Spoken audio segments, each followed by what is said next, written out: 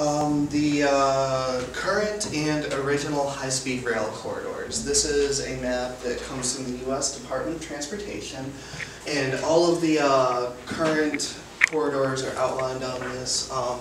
The red right there is the Northeast Corridor, which is already built, as David explained, it was operational today.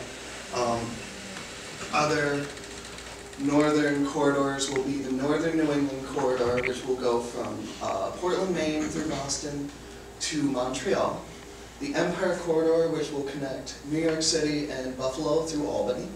The Keystone Corridor from Philadelphia to Pittsburgh, Pennsylvania. And moving into the south, we have the Southeast Corridor, which actually goes all the way down there and then meets the Gulf Coast Corridor. It also splits and ends in Jacksonville, Florida. And then there's another connector here between the Gulf Coast Corridor and the Southeast Corridor. The Florida Corridor, as we'll discuss later, has been canceled by the governor of Florida. But that would run from Tampa to Miami through Orlando.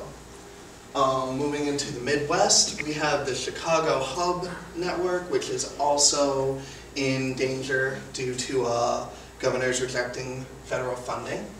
But that would, of course, have a hub in Chicago and run from Kansas City, or end at different points in Kansas City, Minneapolis, St. Paul, Detroit, Louisville, Kentucky, and with a what's called the 3 Cs corridor between Cleveland, Cincinnati, and Columbus, somewhere in Ohio. The South Central Corridor was another addition after October 2009. And that would run from San Antonio to Tulsa, Oklahoma, Little Rock, Oklahoma, or Little Rock, Arkansas, and split in Dallas-Fort Worth, Texas.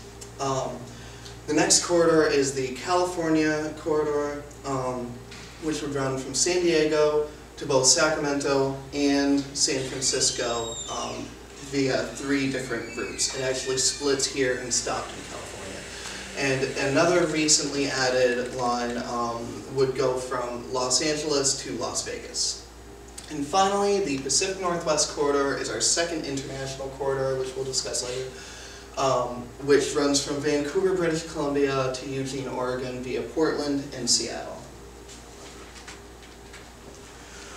Okay, so there are 4 corridors that are inside a single state.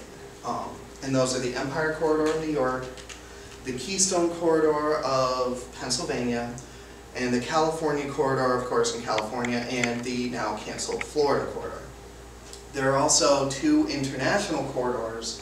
One was the Northern New England Corridor, which, in addition to traveling between 4 states, would end in Montreal in Quebec, Canada.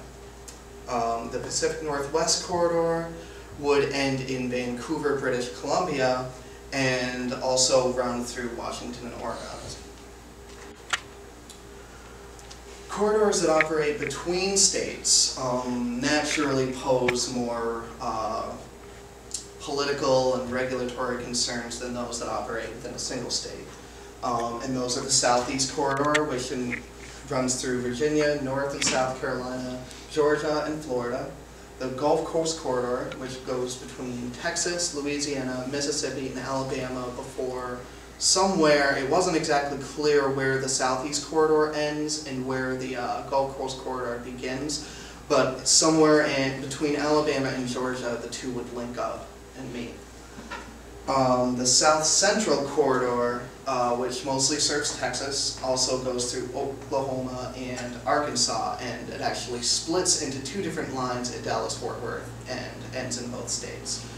And the Chicago Hub includes Illinois, Michigan, Indiana, Ohio, and Kentucky. And I forgot a lot of states out there. There's also Missouri, Minnesota, Illinois I got. I think that's about it. But it does involve the most states of all the other corridors, although you wouldn't know it from reading this slide. Political considerations have been a huge problem in implementing high-speed rail so far, or even funding it for that matter. Ohio saw Governor John Kasich reject $385 million for rail funding. In Florida, Governor Rick Scott rejected approximately $2 billion in rail funding. If you remember, there was an entire corridor located within the state of Florida, which of course he rejected funding for and canceled. And in Wisconsin, Governor Scott Walker rejected $810 million for high-speed rail, but just this month, I believe, has actually somewhat reversed his position. He's not asking for any money for the corridor that was originally going to go between Milwaukee and Madison and end in Minneapolis, St. Paul. He's actually only asking for $150 million, sorry, that's another typo. If only, right?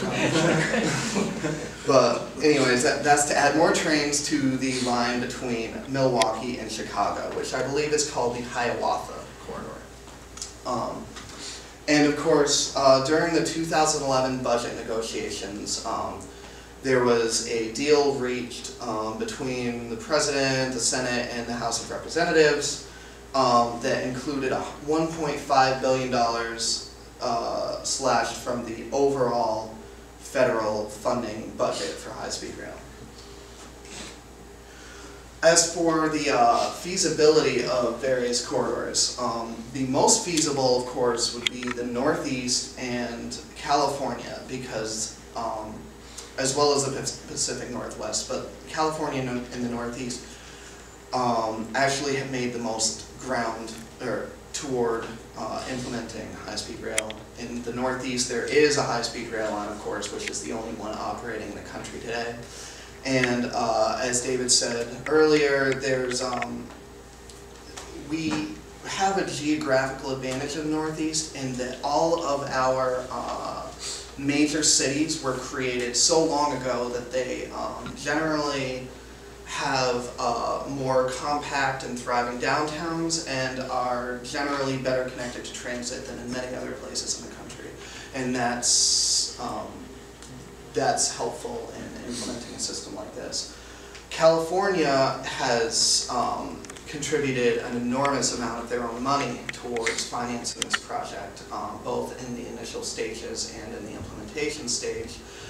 They do stand to lose some money from the federal government due to the $1.5 billion cut that was made to the budget. But they've made a lot of ground out there, and their high-speed rail plans haven't really been affected too drastically out of the lost funding. And in the Pacific Northwest, Washington and Oregon, since the early to mid-90s, have begun on a pretty aggressive funding campaign or situation where they work with Amtrak, which is the only passenger rail entity operating in the country, or intercity passenger rail entity operating currently in the country. They've expanded service on their lines between Eugene and Seattle and Vancouver, for that matter.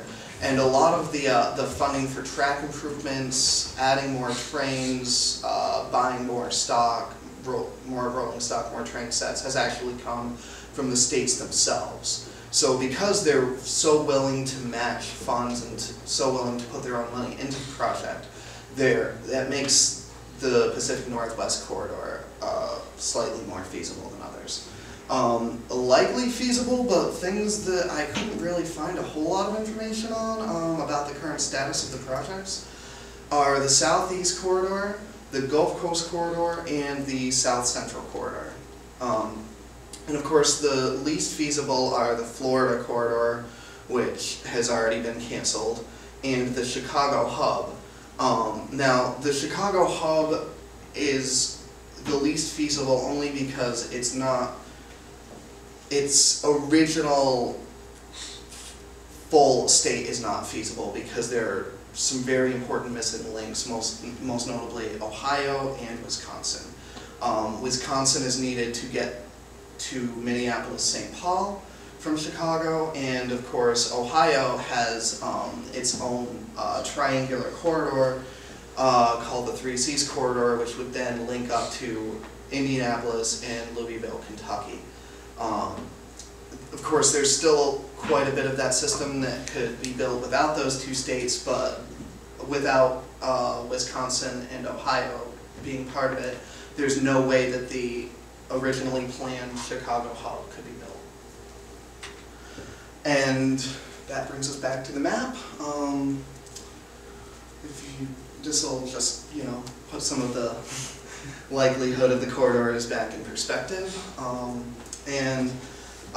If you have a chance, go to YouTube and search for Scott Walker,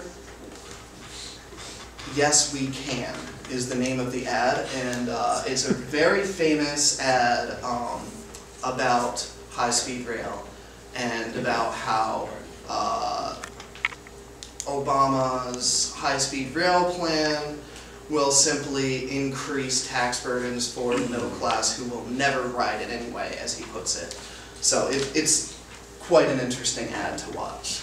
And that's about it for this. Thank you.